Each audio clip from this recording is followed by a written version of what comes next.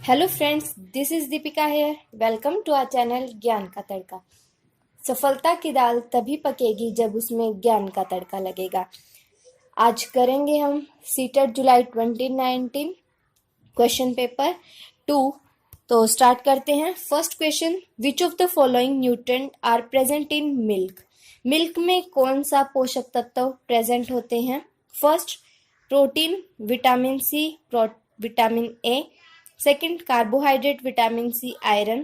Third, protein, iron, vitamin D. And fourth, protein, calcium and vitamin D. तो हमें पता है मिल्क में विटामिन सी तो प्रेजेंट होता नहीं है, तो first option cancel, second option भी नेग्लेक्ट कर देते हैं। तो हमें पता है क्या कि जो मिल्क लेते हैं हमें उसमें प्रोटीन मिलता है और वो हमारी बोन्स की ग्रोथ के में हेल्प करता है। तो इसलिए डी ऑप्शन राइट हो जाएगा, protein, calcium and vitamin D. Next question, the non metal used in purple coloured solution applied on wounds as a antiseptic. पूछ रहा है कि जो एक बैंगनी रंग का विलयन है जिसे हम एंटी घावों पर लगाते हैं वो कौन सा है? First, iodine. Second, bromine. Third, sulphur and fourth, chlorine. तो जो नॉन मेटल है जिसे हम एज एंटीसेप्टिक यूज करते हैं वो है हमारी आयोडीन। नेक्स्ट क्वेश्चन देख लेते हैं। Which of the following statement regarding air is incorrect? वायु के संबंध में कौन सा कथन सही नहीं है? नहीं है पूछा है। पहला, air is not present in soil. Second, air present important role in water cycle. Third, air occupies space. And fourth, air has weight. तो वायु में भार होता है, हमें पता है। वायु स्थान घेरती है, ये भी हमें पता है। बैलून में आप हवा भरते रहो, ज्यादा हवा भर देते हो तो वो फट जाता है, तो ऐसे ही वायु में मृदा उपस्थित होती है, इसने लिखा है नहीं होती, तो इसलिए हमारा और नहीं ही पूछा, इसलिए फर्स्ट ऑप्शन सही हो जाएगा। नेक्स्ट क्वेश्चन देख लेते हैं। Which of the following represent correct matching of organs of digestive system in column A with the function in column B? तो हमें कुछ पाचन तंत्र के अंगों और उनके कार्यों का मिलान करना है। पहला, लीवर, यकृत। दूसरा, स्टमक का बताना है। तीसरा, गॉल ब्लैडर का। एंड फोर्थ, पैनक्रियास का। हमें इनके फंक्शन बताने हैं। तो जो लीवर है वो सबसे बड़ी ग्रंथि होती है, लार्जेस्ट ग्लैंड है, तो ए का फोर्थ हो जाएगा। स्टमक के अंदर प्रोटीन का डाइजेशन स्टार्ट होता है। हमने इसकी याद भी की थी, ट्रिक बनाई थी। स्टमक, पेट में क्या होती है? गैस बनती है, तो हम याद कर लेंगे गैस्ट्रिक ग्लैंड। और पेप्सी में भी क्या होती है? गैस होती है, तो वहां से हम इसको याद कर लेंगे। पेप्सिन मतलब प्रोटीन के डाइजेशन में हेल्प करता है। थर्ड, गाल ब्लैडर, जिसे हम पित्ताशय, पित्त की थैली कहते हैं, उससे सिक्रीट होता है बाइल जूस, और बाइल जूस ही स्टोर होता है। पेनक्रियास रिलीज करता है डाइजेस्टिव जूस को स्मॉल इंटेस्टाइन में। ये हम कंप्लीट कर चुके हैं, आप एक बार जाकर देख लीजिए फुल वीडियो। नेक्स्ट क्वेश्चन देख लेते हैं। Which of the following statement about cells is true? कोशिका के विषय में कौन सा कथन सत्य है? हमें सही स्टेटमेंट बतानी है। पहला, cell of tissue have similar structure. किसी उत्तक की कोशिकाएं समान होती हैं। Second, size of cells is same in a well organised organism. किसी भली भांति व्यवस्थित जीव में कोशिकाओं का आकार समान होता है। Third, all the cell have nucleus. सभी कोशिकाओं में केंद्रक होता है। All the cell have round in shape. सभी कोशिकाओं की आकृति गोल होती है। तो all the cells have nucleus, ये तो गलत हो गया क्योंकि आरबीसी इन्यूक्लिएटेड होती है, उसमें न्यूक्लियस नहीं होता। All the cells are round in shape, हमारी बॉडी में जितनी भी सेल्स हैं वो सारी राउंड नहीं होती, तो ये भी गलत हो गया। Cell of a tissue, first, cell of a tissue have similar structure. एक पर्टिकुलर टिश्यू के अंदर जो सेल्स होती हैं उन सब की सिमिलर स्ट्रक्चर होती है, समान होती हैं वो, तो ये हमारा सही ऑप्शन हो जाएगा। नेक्स्ट क्वेश्चन देख लेते हैं। Which of the following are correctly matched with their mode of reproduction? हमें बताना है कौन से ऑर्गेनिज्म का मोड ऑफ रिप्रोडक्शन कौन सा है। First, yeast. Second, potato. Third, algae. And fourth, fungi. तो जो यीस्ट होती है, यीस्ट के अंदर होती है बडिंग। जैसे ये हमारा यीस्ट, इस तरीके से हम कुछ यीस्ट को बनाते हैं। यीस्ट के अंदर ये इस तरीके के गोल गोल स्ट्रक्चर, जैसे ये यीस्ट है, तो यीस्ट में यहाँ क्या होगा, एक बर्ड बन जाएगा या फिर यहाँ बन जाएगा, कहीं भी बन सकता है। जैसे आपने पोटैटो देखा होगा, पोटैटो के ऊपर छोटी छोटी आई बर्ड्स होती हैं, जिन्हें हम आई बर्ड बोलते हैं, छोटी छोटी बर्ड्स निकल जाती हैं। तो ऐसे ही बर्ड्स एक छोटा सा आउट ग्रोथ होती है, कुछ भी पोर्शन का, सेल का आउट ग्रोन होना। तो यीस्ट के अंदर बडिंग होगा, पोटैटो के अंदर वेजिटेटिव प्रोपेगेशन, एल्गी के अंदर हमारे होते हैं फ्रेगमेंटेशन, और फंगी में होते हैं स्पोर फॉर्मेशन। तो ए का फोर्थ ऑप्शन है, ये वाला करेक्ट हो जाएगा। नेक्स्ट क्वेश्चन देख लेते हैं। Which of the following pollutant are responsible for depletion of ozone layer. बहुत ही आसान क्वेश्चन है, पूछ रहा है जो ओजोन परत है उसके अपक्षय के लिए उत्तरदायी कौन सा प्रदूषक है। First CFC chlorofluorocarbon, second acid rain अम्लीय वर्षा, third methane and carbon dioxide, या fourth carbon dioxide and carbon monoxide. तो जो ओजोन लेयर को डिप्लीट करता है वो है हमारी CFC क्लोरोफ्लोरोकार्बन। तो फर्स्ट ऑप्शन सही हो जाएगा। नेक्स्ट क्वेश्चन देख लेते हैं। Which of the following set represent communicable disease. Communicable disease मतलब संचारी, समुच्चय संचारी रोगों को निरूपित करता है, वो बताना है हमें कौन सा सेट है। मतलब एक पर्सन से दूसरे पर्सन के अंदर फैल जाती है डिजीज, उस डिजीज का नाम बताना है। Typhoid, malaria, anaemia, swine flu. Second typhoid, swine flu, malaria, polio. Third diabetes, typhoid, malaria, anaemia, या फोर्थ अनीमिया, स्कर्वी, डायरिया, क्लोरा। तो जो अनीमिया होता है, अनीमिया होती है जिसमें खून की कमी हो जाती है। तो अनीमिया कोई मतलब कम्युनिकेबल डिजीज नहीं है। अनीमिया आपके थर्ड ऑप्शन में भी है, अनीमिया फोर्थ ऑप्शन में भी है। तो ये तीनों ही हम काट देंगे, एलिमिनेट कर देंगे, और सेकंड ऑप्शन हमारा सही हो जाएगा। स्वाइन फ्लू भी क्या होता है, कम्युनिकेबल डिजीज है। नेक्स्ट क्वेश्चन देख लेते हैं। Which one of the following is not true of nature of science। ये हमारे साइंस पैडागोजी से क्वेश्चन है, तो हम इन्हें स्किप कर देते हैं और मूव करते हैं ओनली हमारे साइंस क्वेश्चंस पे। नेक्स्ट और ये आ गया। Amrita is trying to set up an electric circuit. She runs short of connecting wires. Which of the following material can she use to complete the circuit?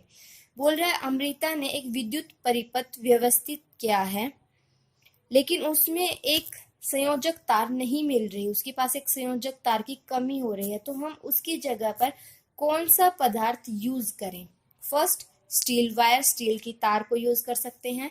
Second glass rod, कांच की छड़ को। Third rubber pipe, रबड़ का pipe, या फिर thick thread, मोटा धागा। तो यहाँ पर जो हम लगाएंगे ये होगा हमारा स्टील वायर, क्योंकि स्टील क्या होता है, कंडक्टर होता है इलेक्ट्रिसिटी का, इसलिए हम स्टील वायर यूज करेंगे। नेक्स्ट क्वेश्चन देख लेते हैं। Identify the correct statement. हमें करेक्ट स्टेटमेंट बतानी है।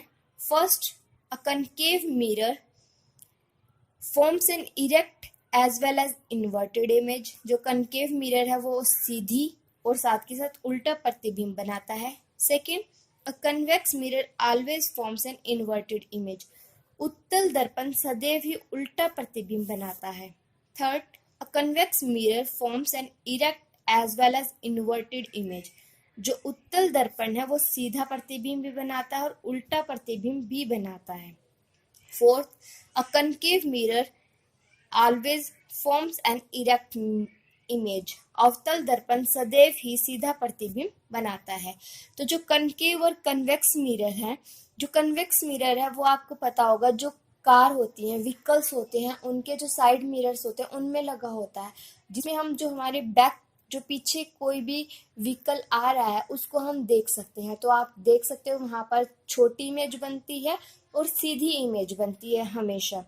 तो जो कन्वेक्स मिरर में दिया हुआ है इन्वर्टेड इमेज, गलत हो गया।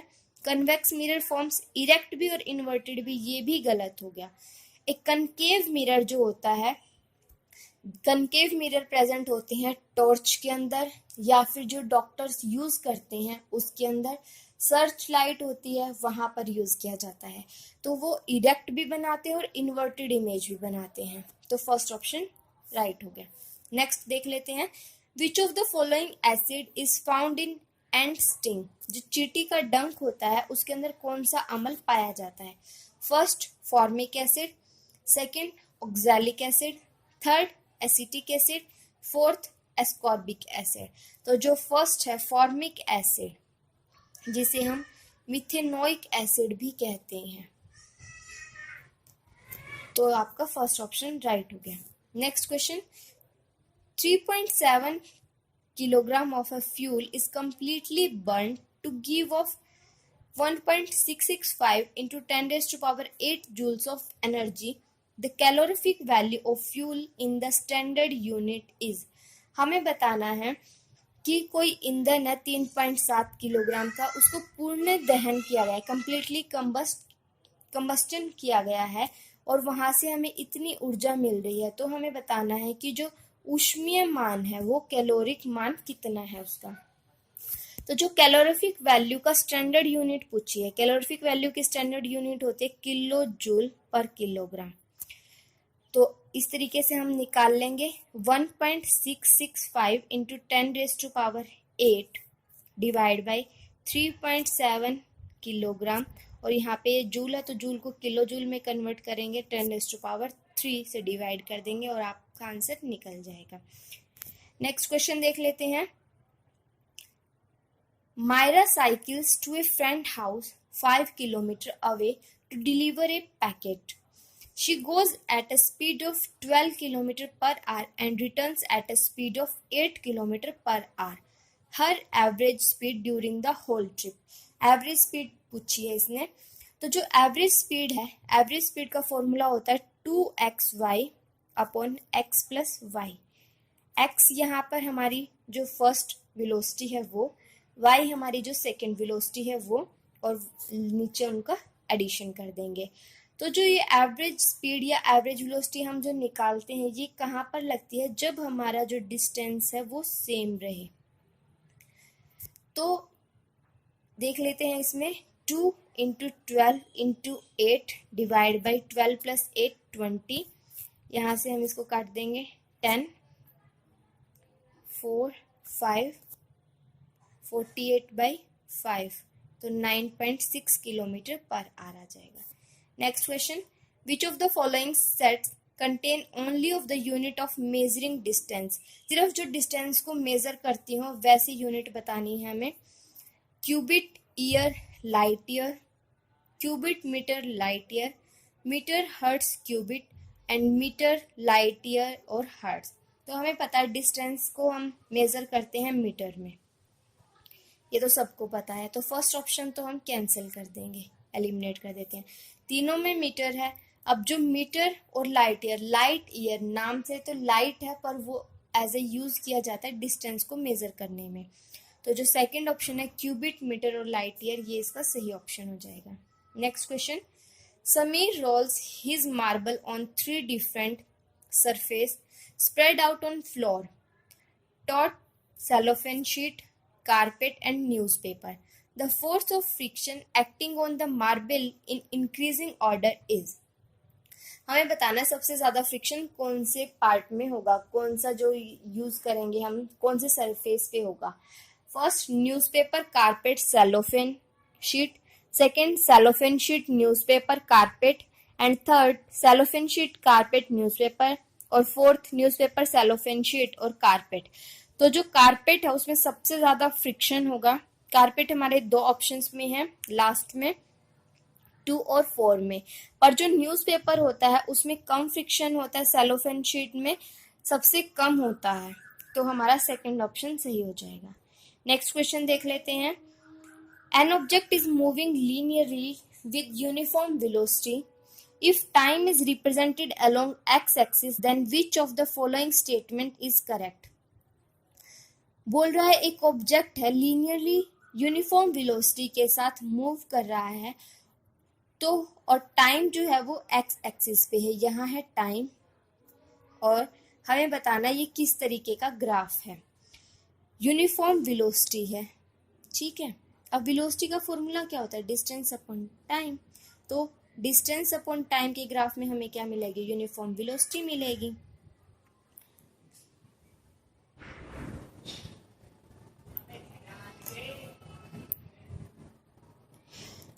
First velocity time graph of motion will be straight line, velocity time graph होगा. Second, the distance time graph of the motion will be straight line parallel to y-axis. Third, velocity time graph of the motion will be straight line parallel to x-axis. या fourth, distance time graph of the motion will be a straight line parallel to x-axis. अब हमें पता है जब भी हम uniform velocity बनाएंगे, नीचे टाइम है, ठीक है, यहाँ पर हमने ले लिया वेलोसिटी. वेलोसिटी यूनिफॉर्म है, कोई भी चेंज नहीं आ रहा, तो सीधी एक मतलब एक हॉरिजॉन्टल लाइन मिलेगी और पैरेलल किसकी होगी, हमारे टाइम के, मतलब एक्स एक्सिस के. तो जो थर्ड ऑप्शन है velocity time graph of motion will be straight line parallel to x axis, ये हमारा राइट आंसर होगा. नेक्स्ट क्वेश्चन देख लेते हैं 87. Which of the following is not a by product of petroleum. पेट्रोलियम का कौन सा बाय प्रोडक्ट नहीं है. First, coke. Second, bitumen. Third, lubricating oil. And fourth, paraffin wax. तो जो बिटुमन है, बिटुमन क्या होता है, बिटुमन भी एक बायो प्रोडक्ट है, लुब्रिकेटिंग ऑयल भी एक बायो प्रोडक्ट है, पैराफिन वैक्स भी एक बायो प्रोडक्ट है. कॉक जो है वो एक बायो प्रोडक्ट नहीं है. बिटुमन और बिटुमिनस, बिटुमिनस जो होता है वो कोयल का प्रोडक्ट होता है और बिटुमन हमारे पेट्रोलियम का बायो प्रोडक्ट है. Next question. Aman keeps a plastic bottle, a wooden spoon and a metallic spoon in a closed room overnight. The room temperature is 30 degrees Celsius. In the morning, he records the temperatures of three objects as a T1, T2 and T3. Which of the following most likely represent the relation between them? बोल रहा है अमन ने एक बंद कमरे में plastic की बोतल, एक लकड़ी का चम्मच और एक धातु को रात भर रखा और वहां का जो टेम्परेचर था उसको 30 डिग्री सेल्सियस रखा. सुबह उठकर देखा तो टेम्परेचर क्या होना चाहिए, रिलेशन क्या होना चाहिए उसमें. अब जो रिलेशन होगा, जब भी हम एक रूम के अंदर, जैसे रूम का टेम्परेचर दे दिया 30 डिग्री सेल्सियस और उसमें हमने तीन चीज अलग अलग रख दी, लेकिन कुछ टाइम के बाद क्या होता है, तीनों का टेम्परेचर सेम हो जाएगा. मतलब एक रूम में जो टेम्परेचर होगा वही सबका हो जाएगा, कॉमन सेम टेम्परेचर रहेगा. तो आपका ऑप्शन होगा fourth, T1 is equal to T2 is equal to T3. Next question.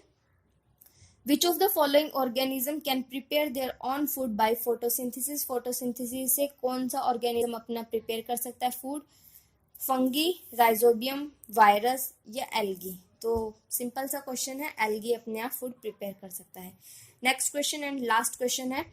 Which of the following features help polar bears adapt in extreme cold condition. Polar bear में ऐसी क्या लक्षण होते हैं, निम्नलिखित में से कौन सी लक्षण ध्रुवीय भालू को चरम शीत अवस्थाओं के अनुकूल बनाने में सहायता करते हैं. पहला, white fur, long curved sharp claws and fat under skin. Second, white fur, flat feet, layers of fur. Third, strong smell, flat feet and layers of fur. Fourth, white fur, flat feet and fat under skin. तो जो white फर है, long curved sharp close है और fat under skin है, ये जो option है ये हमारा राइट ऑप्शन होगा. तो आई होप आपको ये लेक्चर पसंद आया हो. तो लाइक शेयर और सब्सक्राइब आप कर सकते हैं. Thank you guys, thank you for watching.